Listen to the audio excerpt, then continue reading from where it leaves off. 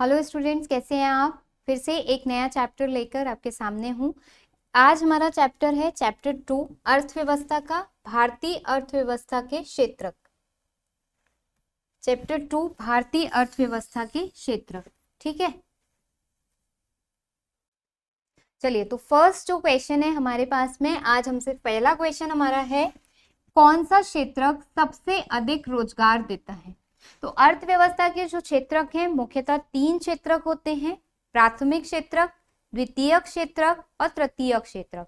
हमसे पूछा गया है कि इन तीनों क्षेत्रकों में से सबसे अधिक जो रोजगार देता है वह कौन सा क्षेत्र देता है, या फिर ये तीनों ही सबसे अधिक रोजगार नहीं देते। तो इसका सही आंसर है प्राथमिक क्षेत्रक। अर्थव्यवस्था का जो प्राथमिक क्षेत्रक है यह सबसे अधिक रोजगार देता है। अब प्राथमिक क्षेत्रक के अंतर्गत कौन कौन से क्षेत्र आते हैं या क्या जो क्रियाएं हैं वो आती हैं इसके अंतर्गत। तो इसके अंतर्गत सबसे मुख्य तौर पर आती है कृषि। कृषि के बाद इसमें आता है आपका मत्स्य पालन, खाने, जो भी हमारा खानों से यानी कि जो माइंस हैं जैसे कोयले की खान हो गई, इनसे जो हमारा खान से जो भी प्रोडक्ट निकाला जाता है, उत्पाद निकाला जाता है, वो आता है इसके अंतर्गत। वनों से जो भी उत्पादन हम करते हैं, ठीक है, उससे हम जो भी चीजें बनाते हैं वो इसके अंतर्गत आता है। कहने का मतलब ये है कि प्राथमिक क्षेत्रक वह क्षेत्रक होता है जिससे जो प्राकृतिक रूप से हमें चीजें मिली हैं उन्हीं का इस्तेमाल करके हम उत्पादन करते हैं। जो प्राकृतिक रूप से हमें चीजें मिली हैं, प्रकृति की जो देन है, उन्हीं का प्रयोग करके जब हम उत्पादन करते हैं और उससे आय प्राप्त करते हैं, तो ऐसे क्षेत्रक को, अर्थव्यवस्था के ऐसे क्षेत्रक को क्या कहते हैं, प्राथमिक क्षेत्रक कहते हैं। और भारत में यह सबसे अधिक रोजगार देता है। आज भी हमारे यहाँ पर जो ज्यादातर जनसंख्या है या जो मेजॉरिटी ऑफ पॉपुलेशन है भारत की, मुख्य जो अधिकतम जनसंख्या है वह कृषि पर ही निर्भर करती है। सब जो ज्यादातर लोग हैं वो कृषि कार्य में लगे हुए हैं। और कृषि कार्य कैसा क्षेत्रक है, प्राथमिक क्षेत्रक है। तो इसलिए जो आपका सबसे ज्यादा रोजगार देता है वह कौन सा क्षेत्रक देता है, प्राथमिक क्षेत्रक सबसे अधिक रोजगार देता है। चलते हैं दूसरे प्रश्न की ओर। दूसरा प्रश्न हमसे पूछा गया है, किसे प्रच्छन्न रोजगार के नाम से भी जाना जाता है। यानी ऐसा कौन सा रोजगार है, रोजगार कई तरीके का होता है। तो इन चारों में से, 4 ऑप्शन दिए हैं, इन चारों में से ऐसा कौन सा रोजगार है जिसे प्रच्छन्न रोजगार भी कहते हैं। तो उत्तर आपका लिखा ही हुआ है यहाँ पर, अल्प रोजगार। जो अल्प रोजगार होता है उसे कहते हैं हम प्रच्छन्न रोजगार।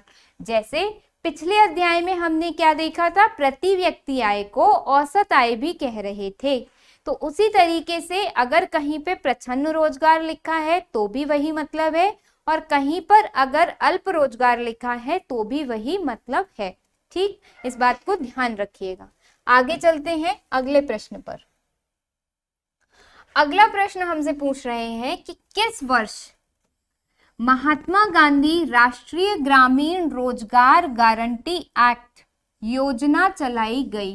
ये बहुत बड़ी योजना है। इस योजना का जो उद्देश्य है वह उद्देश्य ये है कि जो ग्रामीण इलाके के लोग हैं, ठीक, उन्हें क्या मिले, पूरे वर्ष में कम से कम एक नियत जो रोजगार होता है वो उन्हें दिया जा सके। और इसमें एक नियत रोजगार जैसे 100 दिन का जो रोजगार है वह निर्धारित किया गया है। और इस योजना के अंतर्गत सरकार यह कोशिश करती है या सरकार का यह लक्ष्य है कि वह 100 दिन का रोजगार हर व्यक्ति को मुहैया कराए और उसे एक जो आप कह सकते हैं कि जो एक राशि है यानी पैसे हैं वो उन्हें दिए जा सकें। ठीक है, तो इसीलिए यहाँ पर यह पूछा गया है कि ये जो योजना है महात्मा गांधी राष्ट्रीय ग्रामीण रोजगार योजना, जिसे मनरेगा के नाम से बहुत ज्यादा जो प्रसिद्ध है, वही बहुत बार आप लोगों ने सुना होगा। मनरेगा आपकी जो प्रसिद्ध है वो यही है आपकी महात्मा गांधी राष्ट्रीय ग्रामीण योजना। और ये कब चलाई गई थी, ये 2005 में चलाई गई थी। ये प्रश्न महत्वपूर्ण है, ये कई बार पूछा गया है। ये वाला प्रश्न कई बार आ चुका है, तो आप लोग ध्यान रखिएगा कि जो महात्मा गांधी राष्ट्रीय ग्रामीण रोजगार योजना, यानी सरकार ये सुनिश्चित करती है कि हर गांव के व्यक्ति को, हर ग्रामीण व्यक्ति को रोजगार मिले, एक निश्चित दिनों का रोजगार उन्हें दिया जाए जिससे उनकी आय बढ़ सके या जिससे उन्हें उतने पैसे तो मिलते ही रहे। तो ये योजना आपकी 2005 में शुरू की गई थी। ठीक है, चलो आगे। अब हमारे बहुविकल्पीय जो प्रश्न है वे खत्म हुए। अब आते हैं 2 अंक वाले प्रश्नों पर, अति लघु उत्तरीय पर। ठीक, हमसे पूछ रहे हैं यहाँ पर सकल घरेलू उत्पाद। हमने पिछले अध्याय में भी देख लिया था सकल घरेलू उत्पाद, जिसे क्या बोलते हैं, जीडीपी, जिसे कहते हैं जीडीपी। ये क्या होता है, सकल घरेलू उत्पाद। अब यहाँ पर उसकी परिभाषा पूछ ली गई है। पिछले अध्याय में मैंने आपको समझा दिया था, अब आप इसकी परिभाषा एक बार देख लीजिए। देखिए, एक अर्थव्यवस्था में एक लेखांकन वर्ष में प्रत्येक क्षेत्रक द्वारा उत्पादित अंतिम वस्तुओं और सेवाओं के मूल्य के कुल जोड़ को सकल घरेलू उत्पाद कहा जाता है।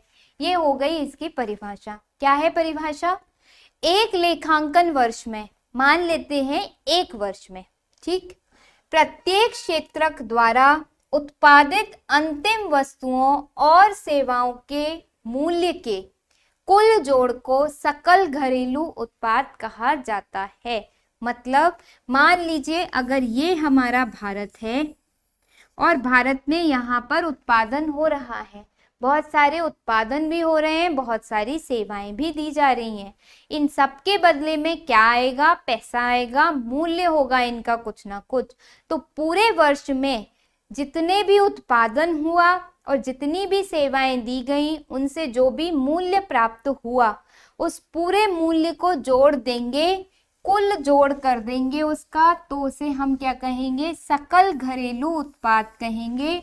मतलब कि एक देश ने अपने घर में इतना उत्पादन कर लिया, कहने का मतलब क्या हुआ, सकल घरेलू उत्पाद, एक देश ने इतने का उत्पादन कर लिया अपने घर में, अपने ही क्षेत्र के अंदर इतना उत्पादन कर लिया, उसे क्या कहते हैं, सकल घरेलू उत्पाद कहते हैं। ठीक है, इसकी परिभाषा याद रखिएगा, मतलब क्या है वो समझ लीजिएगा। ठीक, आगे चले अगले प्रश्न पे।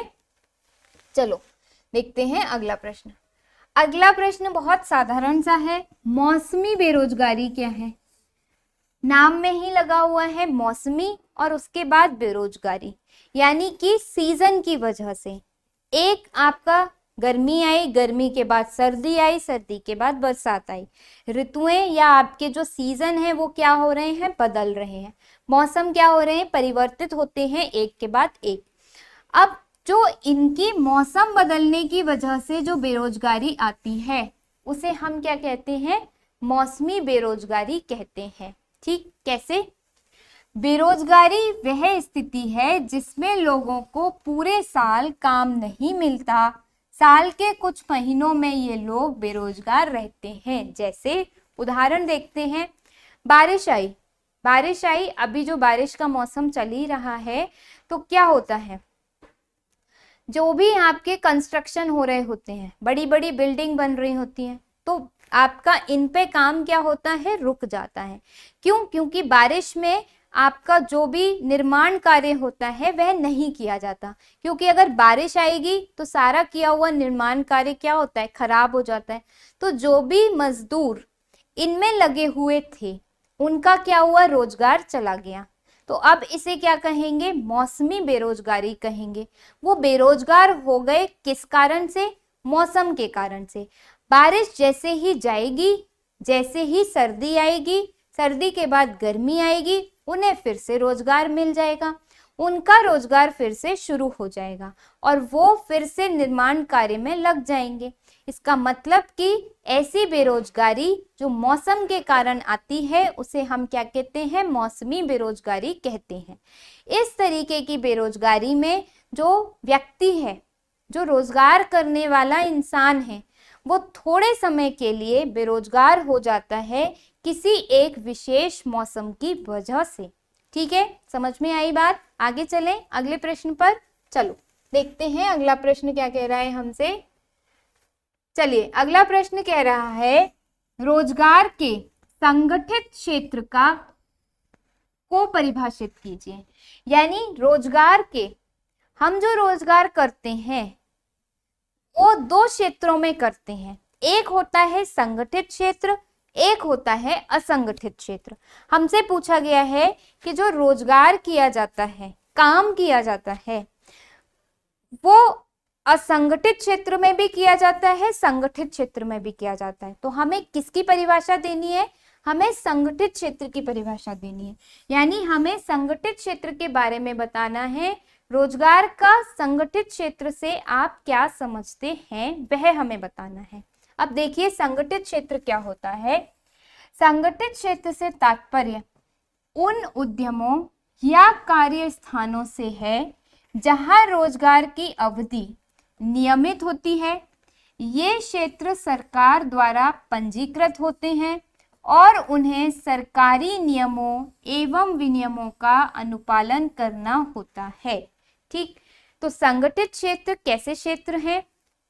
ऐसे क्षेत्र, जैसे उदाहरण देती हूँ, जैसे कि आपका बैंक, बैंक में क्या होता है?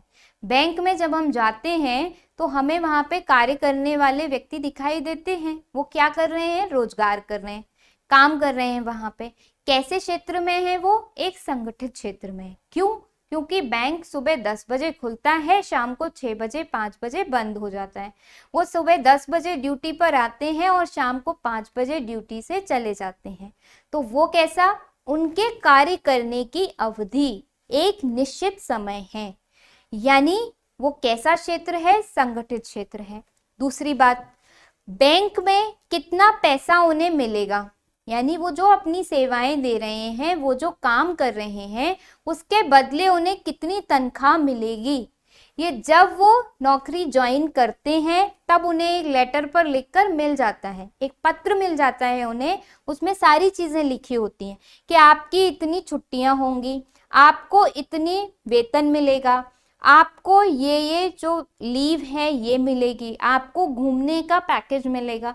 तो सारी बातें जो होती हैं, सारी नियमावली जो होती है, वो लिख करके उनको मिल जाती है। उसके विरुद्ध कोई भी कार्य नहीं किया जाता। यानी वो क्षेत्र जहां पर सरकारी नियमों का अनुपालन होता है और जहां पर व्यक्तियों के या श्रमिकों के कार्य करने की जो अवधि होती है वह निश्चित होती है, उनका वेतन समान होता है, निश्चित होता है, उसे हम क्या कहते हैं? संगठित क्षेत्र कहते हैं। वहीं दूसरी तरफ होता है हमारा असंगठित क्षेत्र। जैसे जो मैंने उदाहरण दिया निर्माण कार्य, जैसे घर बनवाना है, मान लो आपको अगर घर बनवाना है तो हम क्या करते हैं? ठेकेदार से घर बनवाते हैं। ठेकेदार क्या करता है? अपनी लेबर लेके आ जाता है, अपने श्रमिक लेके आ जाता है और घर का कार्य करना शुरू कर देता है। अब वो जो लोग हैं, ना तो उनके कार्य करने के घंटे निर्धारित हैं। भाई अगर ठेकेदार ने शाम को 6 बजे नहीं छोड़ा, कहा कि नहीं आज तो तुम्हें 8 बजे तक काम करना है, ये पूरा काम आज खत्म करके जाओ, तो वो लोग कुछ कर नहीं सकते। उनके काम करने के घंटे निर्धारित नहीं हैं। प्लस हो सकता है कि उनका महीना हो गया पर ठेकेदार पैसा ही ना दे, तो क्या उनको जो उनकी तनख्वाह है, हो सकता है तनख्वाह काट ले। तो ये कैसा क्षेत्र हुआ? असंगठित क्षेत्र। यानी ऐसा क्षेत्र, कार्य का ऐसा क्षेत्र जहां पर कोई नियम कानून लागू नहीं होता, सरकारी नियम कानून लागू नहीं होते, जहां पर कार्य करने की जो अवधि है, कार्य का जो समय है वह भी निर्धारित नहीं होता, तनख्वाह भी निर्धारित नहीं होती, वह क्षेत्र कैसा क्षेत्र कहलाता है? असंगठित क्षेत्र कहलाता है। ठीक, समझ में आई बात? तो रोजगार के संगठित क्षेत्र ऐसे क्षेत्र होते हैं जहां पर रोजगार की अवधि नियमित होती है, कार्य करने के जो घंटे हैं वह आपके नियत होते हैं, तनख्वाह नियत होती है, नियमों कानूनों के अंतर्गत आपको कार्य करना होता है, किसी भी तरीके से संस्थान आपका शोषण नहीं कर सकता। संस्थान को भी नियमों कानूनों के अंतर्गत काम करना पड़ता है। ऐसे को हम क्या कहते हैं? संगठित क्षेत्र कहते हैं। ठीक है, समझ में आ गया? आगे चले, चलो अब बात कर रहे हैं अर्थव्यवस्था के असंगठित क्षेत्र में श्रमिकों की किन्हीं 3 समस्याओं का उल्लेख कीजिए। तो असंगठित क्षेत्र का मैंने उदाहरण आपको दिया। कौन सा उदाहरण? ठेकेदार जो लेबर रख के काम कराता है, ठीक, उसे हम कहते हैं असंगठित क्षेत्र। या फिर आप देखें जो रिक्शा चलाने वाले हैं वो लोग क्या हैं? असंगठित क्षेत्र हैं।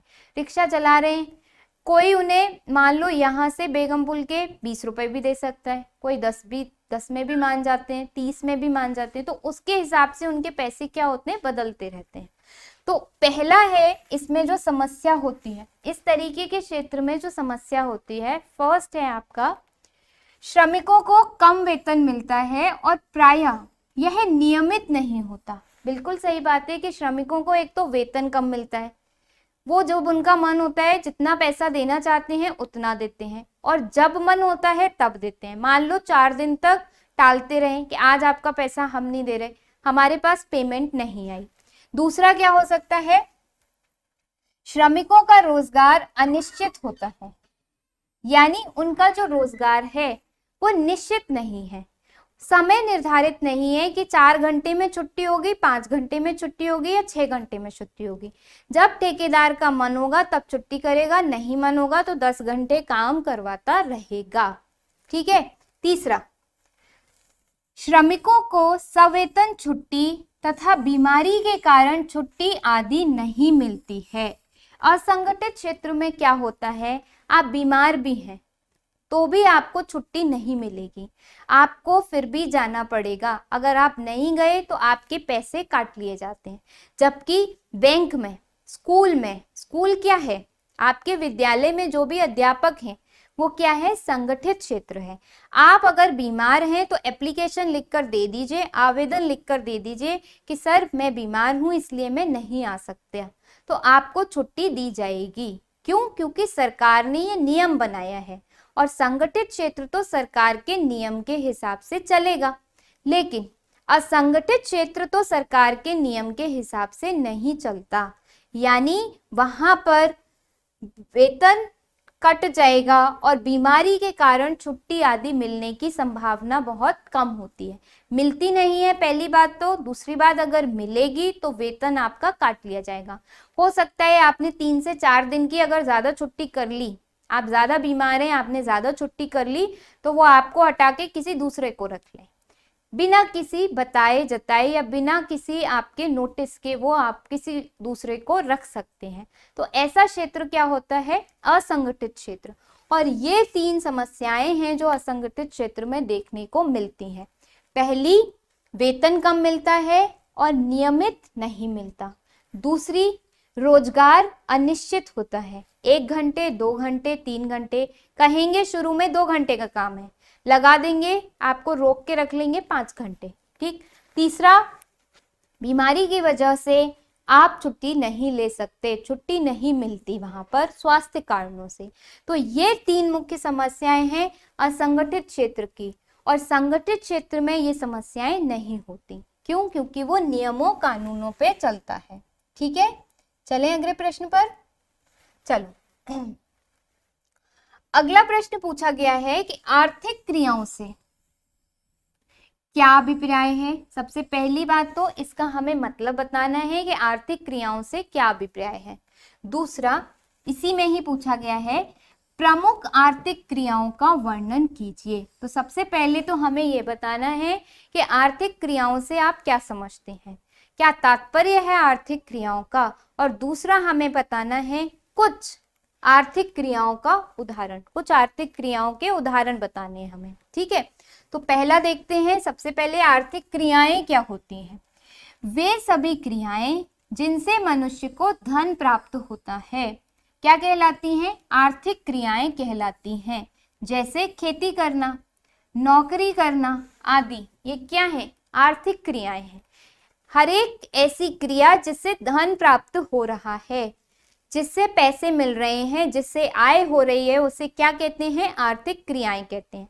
आपके पिताजी कहीं पर मान लीजिए काम कर रहे हैं, कोई बिजनेस कर रहे हैं, कोई व्यवसाय कर रहे हैं, किस लिए कर रहे हैं?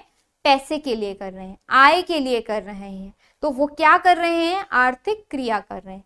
आपकी मम्मी मान लीजिए किसी विद्यालय में पढ़ा रही हैं, पढ़ाने के बदले, पढ़ा रही हैं मतलब वो क्या कर रही हैं? अपनी सेवाएं दे रही हैं, अपनी सेवा दे रही हैं, नौकरी कर रही हैं, और उस नौकरी के बदले उन्हें क्या मिल रहा है? पैसा मिल रहा है। तो वो क्या है? आर्थिक क्रिया है। मैं आप लोगों को पढ़ा रही हूँ, मुझे यहाँ पे क्या मिलेगा? यहाँ से मुझे पेमेंट मिलेगा। इसका मतलब मैं क्या कर रही हूँ? मैं एक आर्थिक क्रिया कर रही हूँ। तो हर एक वह क्रिया जिससे मनुष्य को धन प्राप्त होता हो। किसान जो खेती कर रहा है, थोड़ा सा अपने लिए बचा के बाकी को क्या करेगा? बेच देगा। बेच के क्या मिलेगा? पैसा मिलेगा। तो फिर वो क्या हो गई? आर्थिक क्रिया हो गई। ठीक, तो उन्हें हम क्या कहते हैं? आर्थिक क्रियाएं कहते हैं। और आर्थिक क्रियाएं 3 प्रकार की होती हैं। पहला, प्राथमिक आर्थिक क्रियाएं, द्वितीयक आर्थिक क्रियाएं और तृतीयक आर्थिक क्रियाएं। ठीक, आर्थिक क्रियाएं 3 प्रकार की हैं। प्राथमिक आर्थिक क्रियाएं, द्वितीयक आर्थिक क्रियाएं और तृतीयक आर्थिक क्रियाएं। अब देखते हैं ये क्या है। प्रकृति के सहयोग से जो आर्थिक क्रियाएं की जाती हैं उन्हें प्राथमिक आर्थिक क्रियाएं कहते हैं। जैसे खनन कार्य, कृषि कार्य, मत्स्य पालन। यानी कि जो लोग, दूसरे शब्दों में ये कहूं कि जो लोग प्राथमिक क्षेत्र में लगे हुए हैं और अपनी आय कमा रहे हैं, या ऐसे लोग जिन्हें प्राथमिक क्षेत्र से आय हो रही है, तो वैसी क्रियाएं क्या कहलाएंगी? प्राथमिक आर्थिक क्रियाएं कहलाएंगी। मतलब ये कि आप धन प्राप्त कर रहे हो प्रकृति के संसाधनों का इस्तेमाल करके, तब हम उसे कहते हैं प्राकृतिक क्रियाएं। प्रकृति के सहयोग से आप आर्थिक क्रियाएं कर रहे हो। जैसे खेती, खेती में आपको क्या क्या चाहिए? आपको भूमि चाहिए, किसने दी है? प्रकृति ने दी है। आपको बारिश चाहिए, आपको सूर्य की गर्मी चाहिए, मतलब आपको जो अनाज है उसको उपजाने के लिए सूर्य की गर्मी चाहिए, पानी चाहिए, भूमि चाहिए। ये सब किसने दिया है? प्रकृति ने दिया है। तभी तो आपका अनाज उपज रहा है। अनाज उपज रहा है और फिर वो बिक के आपको पैसा मिल रहा है, यानी आपकी आय हो रही है। तो प्राथमिक आर्थिक क्रियाएं ऐसी क्रियाएं हैं जो प्रकृति के संयोग से होती हैं। जैसे मत्स्य पालन। अब मत्स्य पालन में क्या कर रहे हो? समुद्र का किनारा है, मछलियों को पाल रहे हैं। समुद्र किसकी देन है? प्रकृति की देन है। मछलियां किसकी देन है? प्रकृति की देन है। आप क्या कर रहे हो? उन्हें पाल रहे हो। ठीक, फिर उनको बेच करके क्या मिल रहा है? पैसा मिल रहा है। तो वो कैसी क्रिया हो गई? प्राथमिक आर्थिक क्रिया हो गई। ठीक है, चलो दूसरी देखते हैं, द्वितीयक आर्थिक क्रियाएं क्या होती हैं।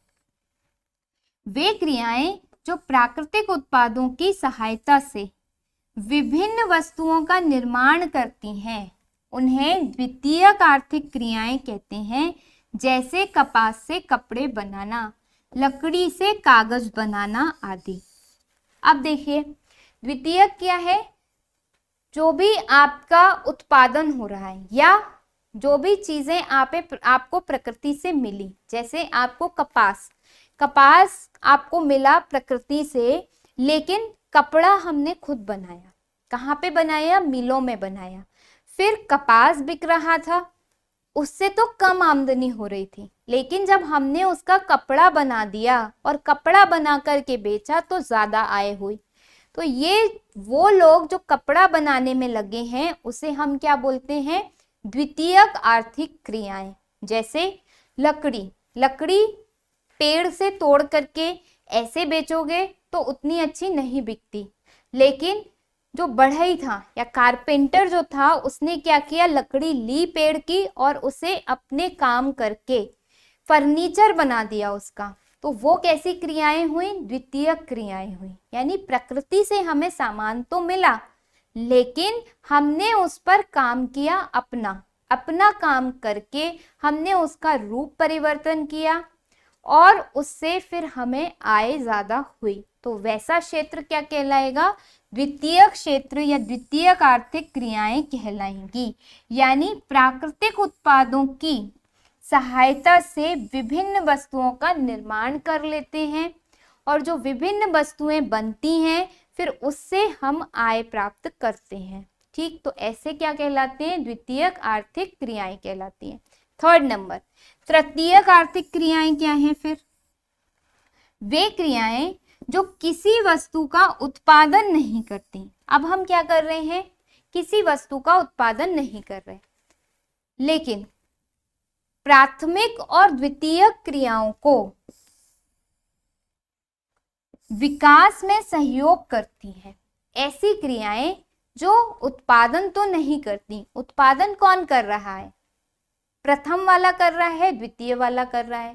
तृतीयक वाले उत्पादन नहीं कर रहे, लेकिन प्रथम को और द्वितीय को, प्राथमिक को और द्वितीयक को हम सहायता कर रहे हैं। कैसे? देखो, मान लो कि खेती होनी है। खेती कैसी है? प्राथमिक आर्थिक अभिक्रिया है या प्राथमिक आर्थिक क्रिया है खेती। अब खेती के लिए हल की जरूरत पड़ेगी, हल चलाना पड़ेगा। ठीक, हल के लिए पैसे चाहिए होंगे या नहीं चाहिए होंगे? मान लो ट्रैक्टर खरीदना है, ऐसे समझो, अगर ट्रैक्टर खरीदना है, किसी किसान को ट्रैक्टर खरीदना है, ट्रैक्टर के लिए क्या चाहिए होंगे? पैसे चाहिए होंगे। उसके पास इतने पैसे तो होंगे नहीं कि वो ट्रैक्टर खरीद सके, उधार लेके खरीदेगा। तो बैंक आएगी सामने। बैंक क्या है? तृतीयक आर्थिक क्रिया है। बैंक आई और बैंक ने कहा ठीक है, आपको पैसे चाहिए, हम आपको पैसे देते हैं, आप हमसे पैसे लीजिए और ट्रैक्टर खरीदिए और प्राथमिक आर्थिक क्रिया करिए, मतलब खेती करिए। जब आपके पास पैसे आ जाएं तब हमें लौटा देना। तो बैंक ने क्या किया? अपनी सेवा दी। उसकी सेवा से, बैंक की मदद से जो किसान था, जो प्राथमिक क्रिया में लगा था, वो ट्रैक्टर खरीद पाया और ट्रैक्टर खरीद पाने से उसकी जो प्राथमिक क्रिया थी, उसकी जो खेती का काम था, वो बेहतर हुआ और उसे ज्यादा आय मिली। तो ये तृतीयक क्रिया के अंतर्गत आएगा। जैसे एक और उदाहरण देखते हैं, परिवहन के साधन। ठीक, मान लो कपास से हमें कपड़ा बनाना है, द्वितीय क्रिया है कपास से कपड़ा बनाने की। अब कपड़ा बन गया, बन के बेचना भी तो पड़ेगा, बना के उसे बेचना पड़ेगा। बेचेंगे नहीं तब तक पैसा नहीं मिलेगा। मिल में कपड़ा बन के तैयार तो हो गया है, लेकिन जब तक बेचेंगे नहीं तब तक पैसा नहीं मिलेगा। तो अब क्या करना पड़ेगा? हमें इस मील से, मान लो यहाँ कोई मील है और यहाँ है बाजार, इस मील से इस कपड़े को यहाँ बाजार तक ले जाना पड़ेगा। ले जाने के लिए रास्ता चाहिए, रास्ते पे चलने के लिए वाहन चाहिए, जिसमें कपड़ा 20, 25, 30 किलो जो कपड़ा है वो लाद के ले जाया जा सके और मार्केट तक पहुंचाया जा सके, बाजार तक भेजा जा सके। तो परिवहन के साधन किसने बना दिए? सरकार ने बना दिए परिवहन के साधन। परिवहन के साधन यानी सरकार ने क्या किया? सड़क बना दी। सड़क किसने बनाई? सरकार ने। सरकार ने किसे लिया होगा? इंजीनियर को लिया होगा। तो इंजीनियर क्या हुआ? किसमें लगा है? तृतीयक आर्थिक क्रिया में लगा है। यानी इंजीनियर क्या हुआ? तृतीयक आर्थिक क्रिया में लगा हुआ व्यक्ति हुआ। क्यों?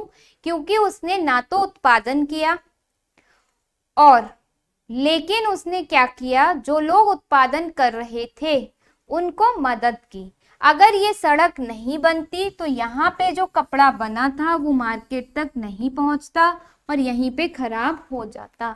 यानी तृतीयक आर्थिक अभिक्रियाएं या क्रियाएं ऐसी क्रियाएं होती हैं जो स्वयं उत्पादन तो नहीं करती, किंतु जो लोग उत्पादन कर रहे हैं उनको सहायता करती हैं विभिन्न रूपों में। जैसे एक और देखते हैं, अस्पताल। अस्पताल क्या है? अस्पताल की जो नर्स हैं वो कौन है?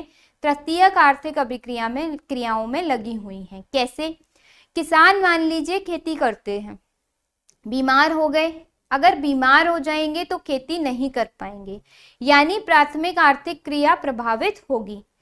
अब नर्स उनके पास में आती हैं और कहती हैं हम आपका इलाज करते हैं, आप जल्दी से ठीक हो जाएंगे, उसके बाद आप आराम से खेती कर पाएंगे। तो नर्स ने क्या की, सहायता की, किसकी, किसान की, जो किस में लगा हुआ था, प्राथमिक क्रिया में लगा हुआ था।